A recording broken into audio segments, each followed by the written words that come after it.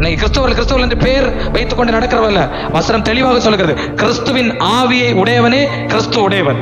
கிறிஸ்துவின் ஆவியினால் நடத்தப்படாதவன் கிறிஸ்தவன் அல்ல. ரோமர் நிருபத்தில் என்ன எழுதப்படுகிறது? தேவனுடைய ஆவியினால் யார் நடத்தப்படுகிறார்களோ அவர்களே தேவனுடைய புத்திரர் எனப்படுவார்கள். அப்ப ஆவியானவர் உங்களை போதிக்கவில்லை என்றால் நீங்க யார் இல்ல, கிறிஸ்தவர்களே கிடையாது. எவ்வளவு கிறிஸ்தவர்கள் இருக்கிறார்கள். அப்படியான நாம் தெரிந்து கொள்ள வேண்டிய ஒரு காரியம், கிறிஸ்துவின் ஆவி என்ன இருக்கிறது. இயேசு சொல்லுகிறார் நிக்கோதேமை பார்த்து, என்ன சொல்றாரு? நீ மறுபடியும் பிறவாட்டால் தேவனுடைய ராஜ்யத்தில். உங்களை பார்த்து ஒரு கேள்வி கேட்க, நீங்கள் மறுபடி பிறந்திருக்கிறீர்களா? உங்களுக்கு அது தெரியுமா? ஏதோ நான் சர்ச்சுக்கு போனேன், அப்படியே ஞாயிற்றுக்கிழமை போகணும், அது ஒரு கடமை என்று நினைத்துக் கொண்டிருக்கிறோம். ஆனால் அது அப்படி அல்ல.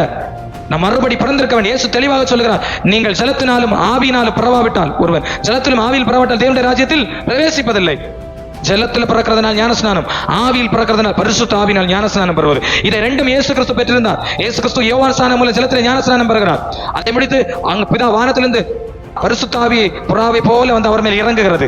யோவான் சொல்றார் இல்லையா, ஐயோ நான் உம்மால் ஞானஸ்நானம் பெற வேண்டியது இருக்க, நீர் என்னிடத்தில் வரலாமா? அது இயேசு சொன்ன, இப்படி எல்லா நீதியையும் நிறைவேற்றுவது நமக்கு ஏற்றதா இருக்கிறது.